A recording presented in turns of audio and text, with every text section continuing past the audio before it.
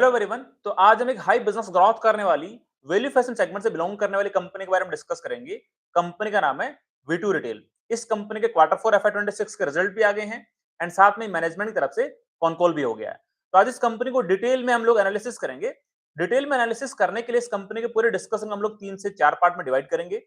Firstly company के management की तरफ से FY26 के लिए अपने बिजनेस को किस तरह से ग्रोथ करने का गाइडेंस था। सेकंड, FY26 के अंदर एक्चुअल डिलीवरी यहाँ पे किस तरह से दी है, जो गाइडेंस था क्या उसको अचीव किया है या फिर उसको अंडर अचीव किया है। देन जो मैनेजमेंट की तरफ से कॉनकॉल हुई है, उस कॉनकॉल के मेजर हाइलाइट्स क्या हैं एंड देन अपकमिंग ईयर्स के लिए मैनेजमेंट अपने बिजनेस को ग्रोथ करने के लिए किस तरह का गाइडेंस दिया है। एंड लास्टली हम लोग इस कंपनी को एक वैल्यूएशन एनालिसिस करके ये देखने की कोशिश करेंगे कि यहाँ पे किस तरह की डील यहाँ पे बनती हुई नजर आ रही है। तो हम लोग फर्स्ट पार्ट पिक करते हैं कि मैनेजमेंट की तरफ से FY26 के लिए किस तरह से बिजनेस ग्रोथ करने का गाइडेंस था। आपको याद होगा FY25 कंप्लीट होने के बाद में इस कंपनी का स्टोर काउंट था लगभग 190 के आसपास में। मैनेजमेंट ने शुरुआत में गाइडेंस दिया था कि हम लोग FY26 के अंदर लगभग 100 स्टोर नए यहाँ पे लॉन्च करेंगे। उसके बाद में वी2 रिटेल ने लगभग 400 करोड़ रुपीस का फंड रेज किया था QIP के द्वारा। उसके बाद में स्टोर एक्सपेंशन का गाइडेंस बढ़ा के लगभग 130 स्टोर का कर दिया था। बात करें रेवेन्यू ग्रोथ के पर्सपेक्टिव से, तो मैनेजमेंट का गाइडेंस था कि हम लोग FY26 के अंदर लगभग 50% के आसपास हमारा रेवेन्यू ग्रोथ करेंगे। बात करें पैट मार्जिन के पर्सपेक्टिव से, तो मैनेजमेंट की गाइडेंस थी कि हमारा पैट मार्जिन लगभग 3 से 4% के बीच में रहेगा। एंड बात करें सेम स्टोर सेल्स ग्रोथ के बारे में, ट्रिपल एसजी के बारे में, तो मैनेजमेंट का गाइडेंस था कि हमारा ट्रिपल एसजी का नंबर लगभग 8 टू 10% के बीच में रहेगा। तो हमने ये जानने की कोशिश करी कि मैनेजमेंट ने FY26 के लिए अपने बिजनेस को किस तरह से ग्रोथ करने का गाइडेंस दिया था। अब एक बार देखते हैं कि क्वार्टर 4 FY26 के अंदर एंड साथ में होल FY26 के अंदर बिजनेस की डिलीवरी किस तरह से हुई है। तो उसके लिए कंपनी के मैनेजमेंट ने यहाँ पे इन्वेस्टर प्रेजेंटेशन शेयर करी है। मैं उस इन्वेस्टर प्रेजेंटेशन को आपके साथ में प्रेजेंट करता हूँ ताकि हम लोग सारे पैरामीटर पे डिटेल में डिस्कशन कर सकें कि यहाँ पे किस तरह से बिजनेस की डिलीवरी हुई, गाइडेंस को किस तरह से लोगों ने अचीव किया है। तो आई थिंक इन्वेस्टर प्रेजेंटेशन आपको दिख रही होगी। फर्स्टली हम लोग बात करते हैं क्वार्टर 4 FY26 के बारे में। बात करें रेवेन्यू ग्रोथ के बारे में, तो वाई इनका रेवेन्यू यहाँ पे लगभग 60% से ग्रोथ किया है। बात करें EBITDA के पर्सपेक्टिव से, तो इनका EBITDA यहाँ पे लगभग 89% से ग्रोथ किया है। मतलब यहाँ पे EBITDA मार्जिन पे एक्सपांशन देखने को मिला है। लास्ट क्वार्टर 4 में EBITDA मार्जिन था 11.6% के आसपास में। अभी EBITDA मार्जिन रिपोर्ट हुई लगभग 13.70% के आसपास में। बात करें प्रॉफिटेबिलिटी के पर्सपेक्टिव से, तो इनका profit Y on Y quarter 4 के अंदर लगभग 172% से ग्रोथ किया है। लास्ट क्वार्टर 4 में प्रॉफिट था 6 करोड़ का, अभी आया लगभग 17.5 करोड़ रुपए के आसपास में। बात करें FY26 के लिए, तो उसके लिए बात करें तो यदि रेवेन्यू ग्रोथ की बात करें तो वाई रेवेन्यू इनका लगभग 63% से ग्रोथ किया है। बात करें EBITDA के पर्सपेक्टिव से, तो इनका EBITDA यहाँ पे केवल लगभग 77% से ग्रोथ किया है और EBITDA मार्जिन में यहाँ पे भी एक्सपांशन देखने को मिला है। लास्ट ईयर का EBITDA मार्जिन था 13.70% के आसपास में। इस साल FY26 के अंदर इनका EBITDA यहाँ पे रिपोर्ट हुआ है 14.9% के आसपास में। बात करें प्रॉफिटेबिलिटी के पर्सपेक्टिव से, तो इनका लास्ट ईयर प्रॉफिट था समथिंग 72 करोड़ रुपीस के आसपास का। इस साल प्रॉफिट रिपोर्ट हुआ 162 करोड़ रुपए के आसपास का। प्रॉफिट के अंदर वाई ऑन वाई 125% से यहाँ पे ग्रोथ देखने को मिल रही है। आपको याद होगा लाइक क्वार्टर 2 के रिजल्ट के अंदर इस कंपनी को एक 27 से 28 करोड़ रुपीस का एक्सेप्शनल आइटम का गेन मिला था। तो उसको भी यहाँ पे लाइक ऐड करके दिखाया गया है। अदरवाइज इस कंपनी का प्रॉफिट में भी अराउंड अराउंड यू कैन से 140 करोड़ रुपीस के आसपास का रिपोर्ट होता। बात करें पैट मार्जिन के पर्सपेक्टिव से, तो लास्ट ईयर 3.8% के आसपास में थे। इस साल लगभग 5% के आसपास में पैट मार्जिन यहाँ पे रिपोर्ट होता हुआ दिखाई दे रहा है। मतलब मैनेजमेंट ने जो गाइडेंस दिया था अपने बिजनेस को ग्रो करने के पर्सपेक्टिव से, उसको तो यहाँ पे अच्छे से अचीव करते हुए नजर आ रहे हैं। बट जब मैं इसकी बैलेंस शीट देख रहा था, तो मेरे को कुछ-कुछ रेड पॉइंट्स यहाँ पे दिखाई पड़ रहे थे। उससे पहले एक बार ये भी देखते हैं, बैलेंस शीट पे जाने से पहले एक बार ये भी देखते हैं, मतलब कि इसके जो दूसरे पैरामीटर्स हैं इन्वेस्टर प्रेजेंटेशन के, वहाँ पे किस तरह का हमें डिलीवरी देखते हुए मिल रहा है। तो हमारे पास एक सबसे इंपॉर्टेंट फैक्टर होता था इस कंपनी का पर स्क्वायर फीट सेल्स का रेवेन्यू का नंबर। मतलब 1 महीने के अंदर पर स्क्वायर फीट सेल्स कितना आ रहा है, वो ट्रैक करने का हमें फैक्टर देखना जरूर पड़ेगा। बिकॉज़ आज से लगभग 1 साल पहले इसका पर स्क्वायर फीट सेल्स का नंबर ₹1000 के आसपास हुआ करता था। यदि बात करें आपका यू कैन से क्वार्टर 4 के पर्सपेक्टिव से, तो सेल्स पर स्क्वायर फीट इनका आया है क्वार्टर 4 के अंदर आपका ₹794 के आसपास में। तो लास्ट ईयर था क्वार्टर 4 के अंदर ₹896 के आसपास में। तो यहाँ पे लगभग ₹100 का डिप है। तो यहाँ पे एक मेरे को यू कैन से कंसर्न यहाँ पे दिखाई पड़ रहा है। बात करें फुल ईयर के पर्सपेक्टिव से, तो फुल ईयर के अंदर इनका FY25 में सेल्स पर स्क्वायर फीट था समथिंग यू कैन से ₹1017 के आसपास में। इस साल रिपोर्ट हुआ FY26 के अंदर ₹925 के आसपास में। तो यहाँ पे मेरे को यहाँ पे थोड़ा रेड अलर्ट यहाँ पे दिखाई पड़ रहा है। बाकी के जो फैक्टर है लाइक आपका सेल्स ग्रोथ की बात कर लो, वॉल्यूम ग्रोथ की बात कर लो, स्टोर एक्सपेंशन की बात करो, सब कुछ परफेक्ट जा रहा है। उसमें जो मैनेजमेंट की गाइडेंस है वही अचीव करते हुए दिखाई पड़ रहे हैं। साथ में जो स्टोर काउंट था 130 स्टोर लॉन्च करने का जो गाइडेंस था उसको ओवर अचीव किया है। नेट 136 स्टोर यहाँ पे नए लॉन्च करे हैं। टोटल ओपन हुआ थी 139, क्लोज करें 3, तो नेट 136 स्टोर यहाँ पे लॉन्च करे हैं। एंड साथ में इनका जो नेट वर्किंग कैपिटल डेज है, वहां पे भी मेरे को थोड़ा यहाँ पे यू कैन से रेड फ्लैग यहाँ पे दिखाई पड़ रहा है। लाइक इनका कैश फ्लो भी नेगेटिव रिपोर्ट हुआ है। एंड साथ में इनका इन्वेंटरी के अंदर यू कैन से पाइल अप भी ज्यादा हुआ है। नेट वर्किंग कैपिटल डेज भी इनके यू कैन से बढ़ गए हैं। तो ये पॉइंट्स हैं। तो एक बार बैलेंस शीट की तरफ जाते हैं और देखते हैं पॉइंट्स में किस तरह का यहाँ पे डिलीवरी हुआ है। तो इनकी जो दूसरी स्लाइड है जहाँ पे बैलेंस शीट के बारे में डिस्कशन किया गया है, उन पे जाके देखते हैं। बिकॉज रेवेन्यू नंबर के इन सब के पर्सपेक्टिव से चीजें अच्छी लग रही है, मैनेजमेंट की गाइडेंस अचीव हो रही है। तो यहाँ पे देखो अपन बात करें इनका लाइक इन्वेंट्री के पर्सपेक्टिव से, तो इनकी इन्वेंट्री के अंदर 100% की ग्रोथ देखने को मिल रही है। पुराने ईयर्स के अंदर जिस रेट से कंपनी अपना धंधा ग्रोथ करती थी, उसके लगभग या उससे कम रेट से इनका इन्वेंट्री ग्रो हुआ करता था। बट इस बार FY26 के अंदर इनका इन्वेंट्री बहुत तगड़े तरीके से जंप किया है। तो हमें एक बार ये देखना पड़ेगा कि मैनेजमेंट ने कॉन कॉल के अंदर इस इन्वेंट्री जंप के अगेंस्ट में क्या बोला है, मतलब क्या लॉजिक दिया कि इन्वेंट्री में इतना बड़ा जंप क्यों आया है। दूसरी बात करें लाइक अपन दूसरे फैक्टर के बारे में जहां पे मैं लाइक आपके साथ में डिस्कस करने की कोशिश कर रहा था। आई थिंक वो वाला पार्ट आपका इस वाले स्लाइड नंबर 33 के अंदर, यस, स्लाइड नंबर 33 के अंदर देखें तो इनका जो आपका ये देखो कैश जनरेटेड फ्रॉम ऑपरेशंस और net cash from operating activities, ये नेगेटिव आया 103 करोड़ रुपए का नेगेटिव आया FY26 के अंदर। जबकि FY25 के अंदर 201 करोड़ रुपीस का यहाँ पे सीएफओ पॉजिटिव था। अब इसके पीछे रीजन ये दिखाई दे रहा है इस बैलेंस शीट के अंदर कि इनका जो operating profit before working capital changes वो लगभग 499 करोड़ रुपए के आसपास में है। और जो इनका चेंज इन वर्किंग कैपिटल हुआ वो यहाँ पे लगभग 549 करोड़ का दिखाई दे रहा है। इसकी वजह से इनका मोटा मोटी से net cash from operating activities यहाँ पे नेगेटिव दिखाई पड़ रहा है। अब इसका भी हम लोग डिस्कशन करेंगे कि मैनेजमेंट ने कॉन कॉल के अंदर इसके पीछे क्या लॉजिक दिया है। तो ये सारे पॉइंट्स वी कैन से, बाकी के फैक्टर तो मेरे को इस रिजल्ट के अंदर अच्छे लगे, मतलब उसमें ऐसे कोई दिक्कत नहीं है। बट ये वाले जो कुछ फैक्टर है वो यहाँ पे मेरे को नेगेटिव दिखाई पड़े हैं। बाकी कुछ और पैरामीटर की बात कर लें तो यहाँ पे देखते हैं बाकी कुछ और पैरामीटर के बारे में, लाइक इनके रिटर्न रेशियोज के पर्सपेक्टिव से। तो स्टोर काउंट हमने ऑलरेडी वैसे डिस्कस कर लिया है। यस, इनका जो रिटर्न ऑन इक्विटी था वो भी यहाँ पे कंसिस्टेंटली इंप्रूव हो गया है। लाइक अभी FY26 के अंदर 26% का इनका रिटर्न ऑन इक्विटी यहाँ पे दिखाई पड़ रहा है। नेट वर्किंग कैपिटल डेज इनका वही लाइक थोड़ा आपका खराब हुआ है, बिकॉज FY25 में 45 डेज, अभी 81 डेज हुआ है। इन्वेंटरी डेज भी इनका खराब हुआ है। FY25 में 108 दिन की इन्वेंटरी थी, अभी 136 डेज की इन्वेंटरी है। सो ये कुछ फैक्टर्स हैं जो हमें कॉनकॉल में के अंदर मैनेजमेंट ने क्या आंसर दिया है उसके अकॉर्डिंग जानना पड़ेगा। तो इन समरी हम सकते हैं कि यार मैनेजमेंट की जो गाइडेंस थी बिजनेस ग्रोथ के पर्सपेक्टिव से, रेवेन्यू ग्रोथ के पर्सपेक्टिव से, स्टोर एक्सपेंशन ग्रोथ के पर्सपेक्टिव से, सेम स्टोर सेल्स ग्रोथ के पर्सपेक्टिव से, पैट मार्जिन के पर्सपेक्टिव से, इबिटा मार्जिन के पर्सपेक्टिव से, उन सारे गाइडेंस को यहाँ पे मैनेजमेंट ने अचीव किया है। रेड फ्लैग कहाँ दिखाई पड़ा है, जो हमने डिस्कस किया, इनका नेट कैश फ्लो नेगेटिव आया है। सेकंड, इन्वेंटरी बहुत ज्यादा यू कैन से पाइल अप हो गई है। बाकी के जो कुछ फाइनेंशियल पैरामीटर्स है, लाइक आप कह सकते हो नेट वर्किंग कैपिटल डेज की बात कर सकते हो या फिर इन्वेंटरी डेज की बात कर सकते हो, वो भी यहाँ पे इंक्रीज करते दिखाई पड़ रहे हैं। तो उनको जानने के लिए एक बार ये देखते हैं कि मैनेजमेंट ने अपनी कमेंट्री के अंदर, कॉन कॉल के अंदर क्या क्या पॉइंट्स यहाँ पे डिस्कस करे हैं। तो मैनेजमेंट ने जो कॉन कॉल पूरा डिटेल में एकदम से 1 घंटे की कॉन कॉल हुई थी, उसके अंदर जो पॉइंट्स हम लोगों ने डिटेल में बताए थे उनको समराइज करके मैं कुछ समरी पॉइंट्स के रूप में आपके सामने रखने की कोशिश कर रहा हूं। तो वन बाय वन सारे पॉइंट्स को हम लोग डिस्कस करने की कोशिश करेंगे, भले वो इन्वेंटरी हो चाहे आपका यू कैन से आपका बाकी के पैरामीटर जहां पे हमें रेड फ्लैग दिखाई पड़ रहा है, वो सारे पैरामीटर पॉइंट्स को डिस्कस करेंगे। फर्स्ट डिस्कस करते हैं आपके इन्वेंटरी वाले पार्ट से। तो मैनेजमेंट से पूछा गया कि आपका इन्वेंटरी इतना ज्यादा पाइल अप क्यों हो गया, मतलब सडनली 2x का इन्वेंटरी कैसे हो गया आपका। तो मैनेजमेंट का दो आंसर था कि नॉर्मली हमारी इन्वेंटरी लगभग 50% के आसपास तो वैसे ही ग्रोथ करने वाली थी। ये कंसिडरेबल पॉइंट है कि ठीक है आप अगले साल अच्छा खासा एक्सपेंशन प्लान करो, 50% के आसपास में इवन से आपका रेवेन्यू ग्रोथ है, तो मे बी 50% के आसपास में आपकी इन्वेंटरी ग्रो हो सकती है, उसमें कोई दिक्कत नहीं है। बट आपकी तो डबल हो गई ना, मतलब अराउंड अराउंड यू से 500 से आप कह सकते हो कि भाई 800 850 तक आप जा सकते थे, बट बाकी के 250 300 करोड़ रुपए की इन्वेंटरी क्यों पाइल अप कर लिया आपने। फर्स्ट आंसर था, इसके पीछे दो लॉजिक बताए। तो उन्होंने कहा कि हमारा Q1 FY27 के अंदर लगभग 60 स्टोर लॉन्च करने का टारगेट था, इसलिए हमने 60 स्टोर के हिसाब से लगभग 100 सवा सौ करोड़ रुपए की इन्वेंटरी हमें पहले से प्री प्लान करी है, जो हमारे इस वाली बैलेंस शीट के अंदर दिखाई पड़ रही है। चलो ठीक है, उन्होंने 100 से सवा सौ करोड़ रुपए का यहाँ पे लॉजिक दे दिया।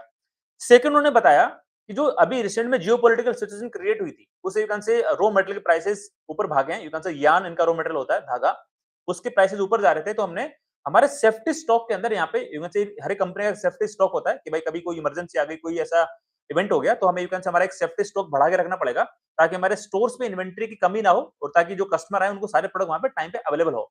तो इनका कहना है कि हमने हमने हमारे सेफ्टी स्टॉक के अंदर लगभग 125 करोड़ रुपए से 150 करोड़ रुपए का यहाँ पे इंक्रीमेंटल इन्वेंट्री ऐड किया है। जब चीजें वापस नॉर्मल हो जाएगी तो हम लोग हमारे सेफ्टी स्टॉक को वापस से डाउन ले जाएंगे। तो ये उन्होंने लॉजिक दिया लगभग 125 से 150 करोड़ रुपए के आसपास में। तो इन दोनों चीज को मिला के यहाँ पे दिखाई पड़ रहा है लगभग 250 करोड़ रुपीस की एक्स्ट्रा इन्वेंटरी यहाँ पे पाइल अप हुई है। ठीक है, मैनेजमेंट ने बोला है तो एक बार हमें इस पे बिलीव करना पड़ेगा। बट यदि चीजें वापस नॉर्मल होती है और H1 FY26 के H1 FY27 के बाद में जो इनकी बैलेंस शीट आएगी, उसके इन्वेंटरी लेवल को हमें बहुत माइनरली ट्रैक करना है। बिकॉज़ मतलब ये यहाँ पे एक रेड फ्लैग हो सकता है यदि इनका इन्वेंटरी लेवल फिर से जंप कर गया आपका H1 FY27 के अंदर या FY27 होल ईयर के अंदर, तो बड़ी दिक्कतों का सामना करना पड़ सकता है। बिकॉज़ फिर उनका सीएफओ पॉजिटिव नहीं बनेगा और हम लोग रिटेल बिजनेस के अंदर ज्यादा इंटरेस्ट क्यों रखते हैं कि उसका सीएफओ पॉजिटिव बनना चाहिए कि भाई आज लोगन से मटेरियल बेचा तो उससे हमारा सीएफओ आया। आप सीएफओ को बाद में इन्वेस्ट कर दो इन्वेंटरी खरीदने में, तो दूसरी चीजें खरीदने में, दैट इज ओके। बट या फिर से इन्वेंटरी लेवल 50% बढ़ा दोगे तो 500 करोड़ रुपए कहां से लाओगे अपने नई इन्वेंटरी बनाने के लिए?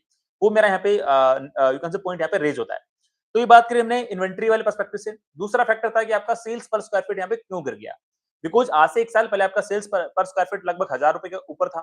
2 साल पहले समथिंग 1100 रुपए के ऊपर था, तो घटता क्यों आ रहा है? तो मैनेजमेंट ने उसके पीछे भी लॉजिक दिया। लॉजिक क्या दिया कि हमारे जो स्टोर पुराने हैं, मतलब जो मैच्योर स्टोर है जिनकी एज लगभग से मोर देन 2 इयर्स हो गई है, मोर देन 3 इयर्स हो गई है, उनका आज भी हमारा सेल्स पर स्क्वायर फीट लगभग 1100 रुपए से ऊपर ही है, 1124 रुपए टू बी स्पेसिफिक, राइट? जबकि जो नए स्टोर हैं, उनका हमारा सेल्स पर स्क्वायर फीट 700 से 750 रुपीस के आसपास में दिखाई पड़ रहा है, जिसकी वजह से हमारा overall sales per square feet यहाँ पे डाउनवर्ड ट्रेजेक्टरी के अंदर जाता हुआ दिखाई पड़ रहा है। तो फिर मैंने मैनेजमेंट से पूछा कि वापस कब से इंप्रूव होगा और आपका जो नया स्टोर आप ओपन करते हो उसकी वजह से ट्रेजेक्टरी क्या होती है मैच्योर स्टोर कन्वर्ट होने के अंदर, राइट? तो उसके अंदर मैनेजमेंट ने बताया कि हम लोग जब नया स्टोर ओपन करते हैं तो हमारे डे फर्स्ट मंथ से वो स्टोर हमारा यू कैन से इबिटा पॉजिटिव होता है। बिकॉज हमें यदि 500 rupees sales per square feet हम लोग मंथली अचीव कर लेते हैं तो हमारा स्टोर इबिटा पॉजिटिव हो जाता है। मतलब मैच्योर स्टोर का लगभग से 60-70% के आसपास मोटा मोटी। बट मतलब टू बी स्पेसिफिक वो 70% तो भी ये लोग अचीव कर रहे हैं। मतलब यदि 50% भी हो जाए तो भी हमारा स्टोर इबिटा पॉजिटिव यहाँ पे हो सकता है। बट मैनेजमेंट का कहना है कि हमारा एक मैच्योर स्टोर होता है जो सेल्स पर स्क्वायर फीट लगभग 1000 से 1100 रुपए के आसपास का जनरेट करता है, उसके यदि 70% भी अचीव कर लेते हैं तो भी हमारा यू कैन से लगभग जो करंटली हमारा जो ट्रेंड चल रहा है, जब लोग नया स्टोर लॉन्च करते हैं तो फर्स्ट मंथ के अंदर ही वहां पे सेल्स पर स्क्वायर फीट लगभग 700 रुपए के आसपास का अचीव होता है। मतलब इबिटा पॉजिटिव से भी और ऊपर चला जाता है, मतलब स्टोर प्रॉफिटेबल काइंड ऑफ आपका बन जाता है, मतलब फर्स्ट मंथ से ही। और यही कारण है कि ये लोग रैपिडली एक्सपेंशन कर रहे हैं, बिकॉज ये मॉडल क्रैक इन लोगों ने कर लिया है। तो अब इनका कहना है कि जैसे-जैसे हमारे नए स्टोर यहाँ पे लॉन्च होते जाएंगे, वैसे-वैसे हमारा सेल्स पर स्क्वायर फीट थोड़ा और डाउनवर्ड आता जाएगा। एंड मैनेजमेंट ने कहा पूछा कि कब कहाँ जाके रुकेगा? तो बोला कि अभी नेक्स्ट 1-2 साल के अंदर जब नए स्टोर का काउंट बहुत ज्यादा हो जाएगा, तो सेल्स पर स्क्वायर फीट वही 750 से 800 के आसपास यहाँ पे आके रुकेगा। बिकॉज़ नए वाले स्टोर का आपका सेल्स पर स्क्वायर फीट 700 से 750 के बीच में है। कुछ पुराने वाले स्टोर होंगे जिनका काउंट कम होगा टोटल स्टोर के अंदर, उनका सेल्स पर स्क्वायर फीट लगभग 1000 से 1100 रुपए के आसपास में होगा। तो ओवरऑल एवरेज करें तो लगभग 800 रुपए के आसपास यहाँ पे आके बैठ सकता है अपकमिंग 1-2 साल के बाद में। बट हाँ, मतलब जैसे-जैसे यहाँ पे नए स्टोर लॉन्च होते जाएंगे, बिकॉज़ अभी इस वाले बेस से लगभग जो करंट बेस बन गया इनका 325 स्टोर के आसपास का, उस पे फिर से 50% स्टोर एक्सपांड करेंगे। जैसे 170-180 स्टोर करेंगे तो वो नए वाले स्टोर होंगे। उसके अगले साल फिर से लोग प्लान करें लाइक समथिंग 250 स्टोर लॉन्च करने का 500 के बेस पे, तो 250 स्टोर नए बन जाएंगे। साथ में इस साल वाले लगभग पौने 200 स्टोर तो मोटा-मोटी आप ये कह सकते हो आपका लगभग सवा 400 साढ़े 450 स्टोर नए बन जाएंगे एफआई 28 के लिए। तो यही पॉइंट है, लाइक जैसे-जैसे नए स्टोर लॉन्च होंगे वैसे-वैसे हमारा सेल्स पर स्क्वायर फीट थोड़ा डाउन आएगा। बट हाँ, मतलब जैसे ही नए वाले स्टोर भी मैच्योर बनेंगे तो वापस हमारा सेल्स पर स्क्वायर फीट ऊपर चला जाएगा। बट उसके लिए इनको कहीं न कहीं जाके अपना यू कैन से स्टोर एक्सपेंशन की ग्रोथ रेट पे थोड़ा पॉज करना पड़ेगा। बिकॉज़ अदरवाइज़ तो आपके नए स्टोर का जो टोटल वॉल्यूम काउंट है वो ज़्यादा हो जाएगा टोटल स्टोर काउंट के अंदर परसेंटेज पर्सपेक्टिव से। बट फिर भी मतलब इनका 700 rupees you can say sales per square feet तो नए स्टोर का होता ही है। तो उससे नीचे तो डेफिनिटली कभी नहीं आएगा। बट हाँ, ठीक है, हमारा काइंड ऑफ जिन लोगों ने कि क्वार्टर 4 एफवाई 26 का जो एग्जिट हुआ है, उसके आसपास में सेल्स पर स्क्वायर फीट का यू कैन से 800 के आसपास का यू कैन से नंबर दिखाई पड़ सकता है अपकमिंग ईयर्स के लिए। तो ठीक है, ये जो लॉजिक दिया मैनेजमेंट ने यहाँ पे सेल्स पर स्क्वायर फीट को, उसको भी चलो कंसीडर कर लेते हैं। बाकी बात करते हैं कि यार इनसे पूछा गया कि आपकी जो इतनी इन्वेंटरी पाइलअप हो गई, तो एक एनालिस्ट का क्वेश्चन था कि देयर इज पॉसिबिलिटी आपके पास कुछ डेड स्टॉक पड़ा हो सकता है आपने विंटर के अंदर अच्छी खासी इन्वेंटरी यहाँ पे ऐड कर ली हो और वहां पे बिकी नहीं हो, तो आपको मे बी वाला इन्वेंटरी यहाँ पे डिस्पोज करना पड़े लोअर यू कैन से मार्जिन पे, जिससे आपके बिट्टा मार्जिन पे हिट पड़ सकता है। तो वाला क्वेश्चन पूछा। तो इन्वेंटरी की एजिंग जब इनसे पूछी गई, तो मैनेजमेंट ने बताया कि हमारे टोटल इन्वेंटरी के अंदर तो 1 साल से ज्यादा पुरानी इन्वेंटरी हो गई और टोटल इन्वेंटरी का केवल मात्र 5% से कम है। तो अच्छी बात है कि भाई इनके पास डेड स्टॉक 1 साल पुराना उतना ज्यादा नहीं है। बात करें 6 मंथ्स से पुरानी इन्वेंटरी के बारे में, तो लेसर देन यू कैन से 24% के आसपास में है। ठीक है, इसमें भी ऐसा कोई बड़ा रेड फ्लैग नहीं है। थर्ड इन्होंने बताया कि जो हमारा एकदम फ्रेश इन्वेंटरी जिसको 6 महीने भी नहीं हुए, वो लगभग 76% के आसपास में है। और इसको 3 महीना भी नहीं हुआ, एकदम फ्रेश इन्वेंटरी यू कैन से उसको यू कैन से वो लगभग 50% से ज्यादा टोटल इन्वेंटरी का कंट्रीब्यूट करता है। एंड साथ में मैनेजमेंट ने यहाँ पे एक और अच्छी बात बोली कि जो इन्वेंटरी हमारी बिकती नहीं है, जो सीजनल इन्वेंटरी होती है, लेट्स से विंटर की इन्वेंटरी नहीं बिकेगी, let's say March April definitely इसमें नहीं बिकेगी, तो हम लोग क्या करेंगे, उस इन्वेंटरी को वापस हमारे वेयरहाउसेस के अंदर पहुंचा देंगे, वहां से फिर से रीपैकिंग होगी और जब नेक्स्ट विंटर सीजन आएगा तब उसको हम लोग हमारे स्टोर में पहुंचाएंगे और उसको फिर सेल आउट करेंगे। हम कभी भी यहाँ पे यू कैन से इन्वेंटरी को डिस्पोज करने के लिए हैवी डिस्काउंट्स नहीं देते हैं। ये मैनेजमेंट ने यहाँ पे क्लियर कट बात बोली है कॉन कॉल के अंदर। ये चीज मेरे को अच्छी लगी, ऑल्दो आपका उस इन्वेंटरी का होल्डिंग पीरियड ज्यादा बढ़ जाएगा, बट आप इन्वेंटरी को यू कैन से डिस्पोज नहीं करोगे तो आपके EBITDA मार्जिन पे उतना डेंट नहीं पड़ेगा। हाँ, आपका इन्वेंटरी डेज थोड़ा बहुत बढ़ जाएगा, that is different thing, but आपके EBITDA मार्जिन पे हिट नहीं पड़ेगा। तो ये चीज मेरे को एक अच्छी लगी मैनेजमेंट की तरफ से। बाकी कुछ और पैरामीटर की यदि बात करें, तो इनसे पूछा गया कि जब जियोपॉलिटिकल सिचुएशन के कारण आपके जो यार्न के प्राइसेस बढ़ गए हैं, लगभग 3 से 4% के आसपास बढ़े हैं, उसका आप लोग क्या करोगे? तो मैनेजमेंट ने साफ-साफ बोला है कि हमारे जो प्रोडक्ट्स हैं, उनकी प्राइसेस हम लोग बढ़ाएँगे और कंज्यूमर पे डायरेक्टली उसको ट्रांसफर करेंगे। बहुत सीधी-सी बात है। तो इसमें ऐसा कोई इफ एंड वाली बात कुछ बताई नहीं मैनेजमेंट ने। बात करें कैपेक्स के पर्सपेक्टिव से कि आपका जब नया लगभग 170 180 आप स्टोर आप लॉन्च कर रहे हो FY27 के अंदर, तो उसके लिए आपका कैपेक्स किस तरह से जाएगा? तो पर स्टोर कैपेक्स बताया लगभग 2.6 से 2.7 करोड़ रुपीस का कैपेक्स लगता है। इन्वेंटरी कॉस्ट लाइक 1.4 करोड़ रुपए के आसपास में आती है और जो इंफ्रा हम लोग बिल्ड करते हैं वहां पे उसकी कॉस्ट लगभग 1.2 से 1.3 करोड़ रुपए के आसपास में आती है। एंड मैनेजमेंट का कहना है कि पूरा का पूरा जो हमें कैश चाहिए होगा 170 180 स्टोर के लिए, हमारा जो इंटरनल एक्रूवल्स है, यू कैन से जो हमारा कैश फ्लो फ्रॉम ऑपरेशन बनेगा, उसी से हम लोग इस नए वाले स्टोर को यहाँ पे एक्सपांड करने में काम में लेंगे। कोई ऐसे नया QIP से पैसा रेज नहीं करेंगे, डेट भी रेज नहीं करेंगे। तो ये वाला मैनेजमेंट का एक थ्योरी आया है। बात करें न्यू ज्योग्राफीज में एंटर करने के पर्सपेक्टिव से, तो मैनेजमेंट ने यहाँ पे बहुत अच्छी बात बोली है। जब इनसे क्वेश्चन पूछा गया कि आप नई ज्योग्राफी में जाते हो तो आप क्या डे वन से ही अपना रैपिडली स्टोर एक्सपेंशन कर लेते हो? तो मैनेजमेंट का आंसर था कि हम लोग पहले किसी न्यू ज्योग्राफी में जाते हैं, तो वहाँ पे 4 से 5 5 स्टोर लॉन्च करते हैं और देखते हैं वहाँ पे क्या ट्रेंड चल रहा है। मतलब किस तरह के प्रोडक्ट्स वहाँ पे, किस कलर के प्रोडक्ट्स, किस तरह की फैशन वहाँ पे चल रही है और उसके बाद में उस जो 5 स्टोर का जो हमारे पास एक डाटा मैच्योर हो जाता है 3 से 4 7-8 महीने की सेल्स का सीजन वाइज, उसके बाद में हमारे पास एक एक अच्छा यू कैन से डेटा ड्रिवन अप्रोच बन जाती है कि हाँ यार, इस तरह के एसक्यूज अब इस वाली ज्योग्राफी के अंदर हमें बल्क में परचेज करने चाहिए और बल्क में हमें स्टोर एक्सपेंशन करना चाहिए। तो ये चीज अच्छी लगी कि ये लोग सारे डिसीजन डेटा ड्रिवन डिसीजन ले रहे हैं, ऐसे कोई रफ डिसीजन यहाँ पे नहीं लिए जा रहे हैं। एंड साथ में ये भी बताया कि जब हम लोग नए स्टोर एक्सपेंशन यहाँ पे नए स्टोर खोलेंगे 170 से 180 स्टोर के आसपास में, इनमें से यू कैन से अराउंड 50% स्टोर हमारे न्यू ज्योग्राफीज वाले एरिया के अंदर होंगे और जो हमारे एग्जिस्टिंग मैच्योर ज्योग्राफीज हैं जहाँ पे यू कैन से हमारा नाम बहुत अच्छा है, उसके अंदर हम लोग अराउंड 50% के आसपास, मतलब 50-50% दोनों तरफ ये लोग टॉप अप करेंगे स्टोर एक्सपेंशन के पर्सपेक्टिव से।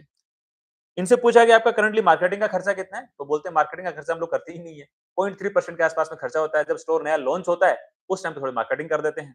और हम लोग कोशिश करते हैं कि हमारे मैक्सिमम प्रोडक्ट यहाँ पे यू कैन से एमआरपी पे बिके। मतलब अभी जैसे हमने इन्वेस्टर प्रेजेंटेशन देखा था, तो उसके अंदर अराउंड 90% के आसपास प्रोडक्ट इनके एमआरपी पे बिकते हैं। तो बहुत अच्छी बात है। लाइक यू कैन से इनको ऐसा कोई डिस्काउंट देना ही नहीं पड़ रहा अपने इन्वेंटरी को फ्लश आउट करने के लिए। ये एक चीज अच्छी लगी मेरे को। साथ में इनसे पूछा गया कि आपके प्रमोटर एंटिटी से कुछ शेयर्स की प्लेजिंग करी गई है, उसका क्या लॉजिक है? तो उन्होंने बताया कि वर्किंग कैपिटल रिक्वायरमेंट को फुलफिल करने के लिए उनसे स्टॉक्स की प्लेजिंग करी है। ठीक है, ऐसे तो भी कोई दिक्कत वाली बात नहीं थी। इन लोगों ने अपनी कहते वेयरहाउसिंग कैपेसिटी पे, कैपेबिलिटी पे अपना कुछ रिमार्क्स रखा है कि इनके पास पहले एक ही वेयरहाउस था, इसके बाद इनका एक और कोलकाता में वेयरहाउस वहाँ पे यू कैन से लॉन्च कर दिया। तो इनके पास 2 जोनल वेयरहाउसेस हो गए हैं।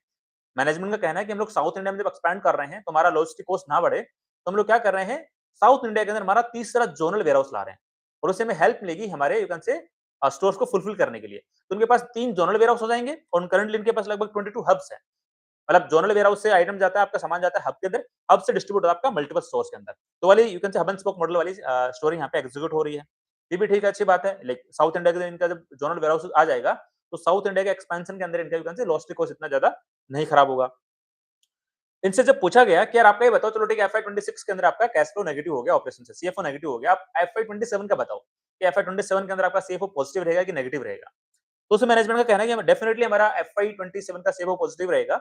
FY26 का CFO नेगेटिव रहने के पीछे लॉजिक क्या था कि हम लोगों ने हमारे वेंडर्स की प्री पेमेंट कर दी। सारे वेंडर्स को खुश कर दिया कि लो बस आप तो अपना आपका जो भी पेमेंट ड्यू है वो पकड़ो और एडवांस में कुछ और जो भी आपका है, मतलब इनसे जितना जो इनकी यू कैन से क्रेडिट लिमिट होती है कि लेट्स से इन्होंने अपने वेंडर से सामान मंगाया, वेंडर को पैसे देना 60 दिन के अंदर, इन लोगों ने पैसा दे दिया 15-20 दिन के अंदर ही, ताकि वो वेंडर खुश हो जाए और जब नेक्स्ट टाइम V2 रिटेल का ऑर्डर लगे तो सबसे पहले फुलफिलमेंट V2 रिटेल का करे, राइट? तो वाले स्ट्रेटजी इन लोगों ने अपनाई है। तो इनका कहना है कि हमारा ऐसा एक्टिविटी करने से हमारे वर्किंग कैपिटल डेज बढ़ गए हैं। जो हम डिस्कस कर रहे थे ना इन्वेस्टर प्रेजेंटेशन के अंदर कि वर्किंग कैपिटल डेज कैसे बढ़ गए, तो इसी कारण से इनका वर्किंग कैपिटल डेज इनका बढ़ गया है। एंड साथ में ही इन्वेंटरी बिल्डिंग करी इन लोगों ने एक्स्ट्रा वाली लगभग 300 करोड़ रुपए के आसपास में। इसके कारण इनका यू कैन से मतलब मेजरली तो वर्किंग कैपिटल डेज के कारण इनका यू कैन से नेगेटिव हुआ है इनका नेट सीएफओ। बट हाँ ठीक है, इनका जो सीएफओ से पैसा जनरेट हुआ है उसको इन लोगों ने यूटिलाइज भी किया है नई इन्वेंटरी बिल्डअप करने के पर्सपेक्टिव से। तो काइंड ऑफ ये हमने कॉनकॉल की मेजर हाइलाइट्स डिस्कस करे हैं। मेजरली हमारे दिमाग में जो क्वेरी क्वेश्चंस आ रहे थे इन्वेंटरी को लेके, वर्किंग कैपिटल डेज को लेके और सेल्स पर स्क्वायर फीट के नंबर को लेके, वो हमने यहाँ पे एक बार अच्छे से डिस्कस करने की कोशिश करी कि मैनेजमेंट ने इन सारे पॉइंट्स पे अपना क्या पॉइंट ऑफ व्यू रखा है और क्या वो लॉजिक हमारे दिमाग में फिट होता है कि नहीं होता है। अब बात करते हैं कि लाइक एफआई 27 के लिए बिजनेस में ग्रोथ करने का किस तरह का इनका गाइडेंस है। आपको पता है एफआई 26 कंप्लीट होने के बाद में इनका स्टोर काउंट था 325 के आसपास में। स्टोर एक्सपेंशन का गाइडेंस जैसे मैंने ऑलरेडी आपको बता दिया 170 से 180 स्टोर ये लोग लॉन्च करना चाहते हैं एफआई 27 के अंदर। रेवेन्यू ग्रोथ की गाइडेंस है लगभग 50% के आसपास में। इबिटा मार्जिन की गाइडेंस है कि जैसे इबिटा मार्जिन हमारी एफआई 26 के अंदर थी, same to same EBITDA margin हमारा एफआई 27 के अंदर रहेगा। पैट मार्जिन का भी गाइडेंस लगभग सिमिलर ही है। एंड यदि बात करें सेम स्टोर सेल्स ग्रोथ के लिए तो भी इनका गाइडेंस वही है कि हमारा एफआई 27 के अंदर भी सेम स्टोर सेल्स ग्रोथ लगभग 1 से 8 टू 10% के बीच में रहेगा। मतलब जो गाइडेंस इनका यू कैन से लाइक एफआई 26 का था, सिमिलर काइंड ऑफ गाइडेंस इन लोगों ने एफआई 27 के लिए दिया है। हाँ, स्टोर एक्सपेंशन का गाइडेंस है वो यू कैन से बढ़ाया इन लोगों ने। परसेंटेज के रूप में वो भी लगभग सिमिलर सा दिखाई दे रहा है, लगभग 50% के आसपास में इनका स्टोर एक्सपेंशन यहाँ पे होता हुआ दिखाई पड़ रहा है। तो ये काइंड ऑफ डिस्कशन था। एंड साथ में लोगों ने ये भी बताया कि एफआई 28 के अंदर मतलब जैसे इनका स्टोर काउंट एफआई 27 के बाद में लगभग 500 स्टोर हो जाएगा, तो they will be targeting FI 28 के अंदर 250 नए स्टोर लॉन्च करने, मतलब 50% की रेट से स्टोर एक्सपेंशन यू कैन से ग्रो करने का इनका टारगेट है एफआई 28 के लिए। तो 250 स्टोर को अचीव करने के लिए इनको कितना पैसा चाहिए? 250 इंटू 2.7 करोड़, बिकॉज़ पर स्टोर खर्चा इनका 2.7 करोड़ रुपए के आसपास आता है। मे बी एक आज से 1 डेढ़ साल बाद में वो खर्चा में भी 3 करोड़ के आसपास भी जा सकता है। तो मोटा-मोटा इनको 650 से 700 करोड़ रुपए की रिक्वायरमेंट पड़ेगी एफआई 28 के स्टोर एक्सपेंशन को एग्जीक्यूट करने के लिए। तो मैनेजमेंट का कहना है लाइक उसके लिए हम लोग हमारा मे बी यदि हमारा जो कैश फ्लो बनेगा उससे यदि हम लोग अच्छे से फुलफिल नहीं कर पाएंगे तो हम लोग डेट रेज करने का सोच रहे हैं एफआई 28 के अंदर, बट हम लोग इक्विटी से पैसा रेज करने का भी नहीं सोच रहे हैं। तो हमने काइंड ऑफ डिस्कस किया इस मैनेजमेंट की कॉन कॉल के अंदर क्या मेजर हाइलाइट्स थे, उनको डिस्कस करने की कोशिश करी है। अब देखो मैं यहाँ पे बहुत एक इंपॉर्टेंट पॉइंट आपको बताने जा रहा हूँ कि हमें इस एफआई 27 के अंदर मैनेजमेंट ने चलो चीजें अच्छी बोली है, बहुत सब कुछ पॉजिटिव पॉजिटिव बोला है तो अच्छी बात है, बट हमें थोड़ा कॉशनरी यहाँ पे हमारा एग्जीक्यूशन करना है। कैसे मैं आपको बताता हूँ। आपको एक स्टोरी बताता हूँ वी मार्ट की। वी मार्ट भी एफआई 21 एफआई 22 के अंदर एफआई 20 2020 2021 2022 मतलब फाइनेंशियल 20 21 22 के अंदर बहुत रैपिडली एक्सपेंशन मारा था अपने स्टोर का, लगभग अराउंड 25-30% के आसपास में स्टोर एक्सपेंशन लोग कर रहे थे उस टाइम पे। तो उन लोगों ने भी एफआई 22 के अंदर उनका भी सीएफओ नेगेटिव आया था और अच्छी खासी इन्वेंटरी पाइल अप हो गई थी। और एफआई 23 में क्या हुआ था उनका कि भाई एफआई 23 के अंदर उन लोगों ने इन्वेंटरी को लिक्विडेट करने के लिए इबिटा मार्जिन से कॉम्प्रोमाइज कर लिया था और वहीं से ही विमार्ट की स्टोरी वहां पे क्रैक हो गई थी। और उसके बाद में लाइक जो उस स्टॉक ने जितना हाई रेस किया था एफआई 22 में, मे बी अक्टूबर 2021 के अंदर या फिर जनवरी 2022 के अंदर, वो लेवल अभी तक भी अचीव नहीं कर पाया है।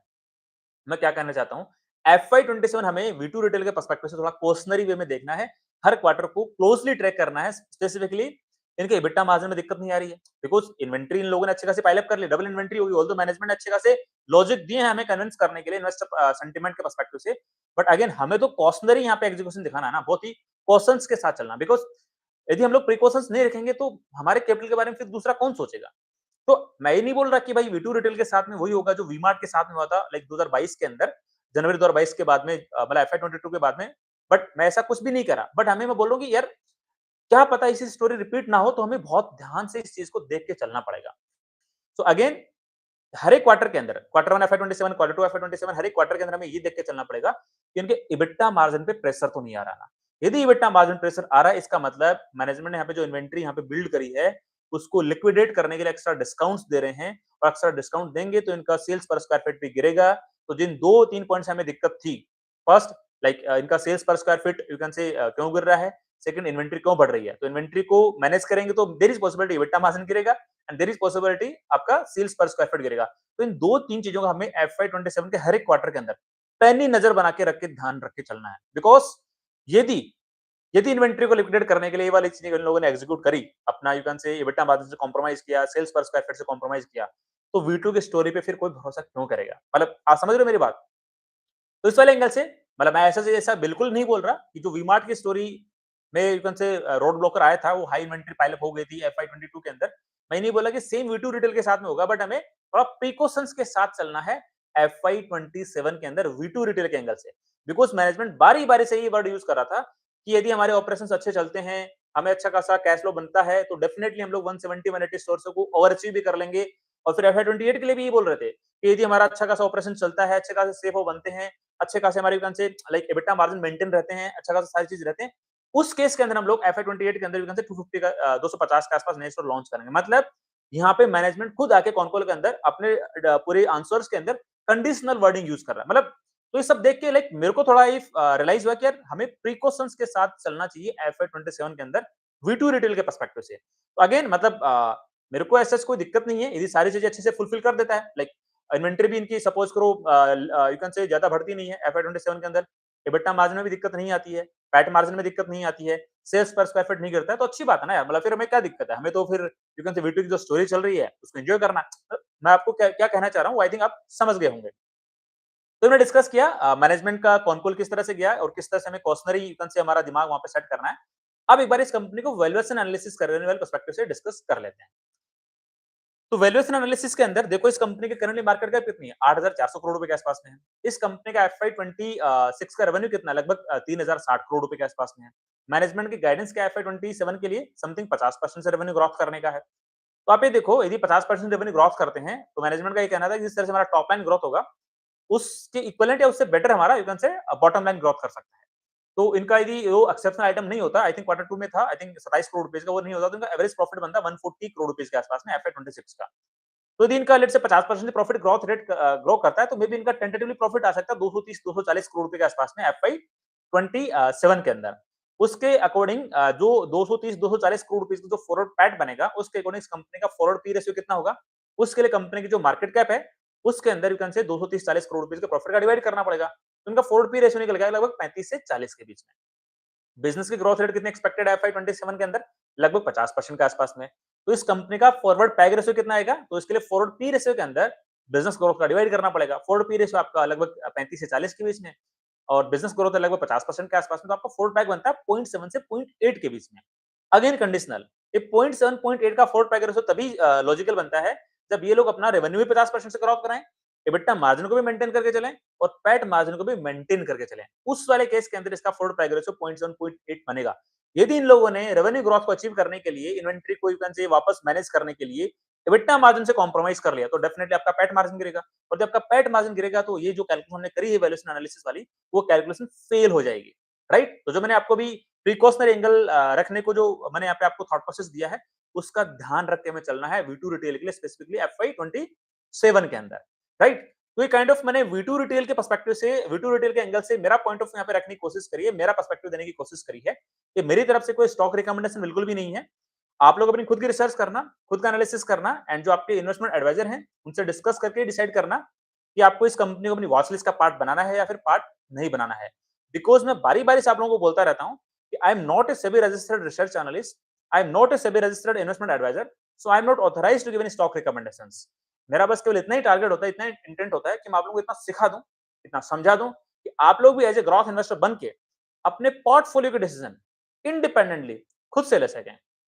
तो ठीक है, आज के वीडियो में इतना ही। यदि आपके कोई क्वेरी, क्वेश्चंस, डाउट्स हैं तो कमेंट सेक्शन में आप पूछ लेना, डेफिनेटली मैं ट्राई करूंगा वहां पे रिप्लाई करने का। तो आज के लिए इतना ही, मिलते हैं नेक्स्ट वीडियो में, तब तक के लिए थैंक यू।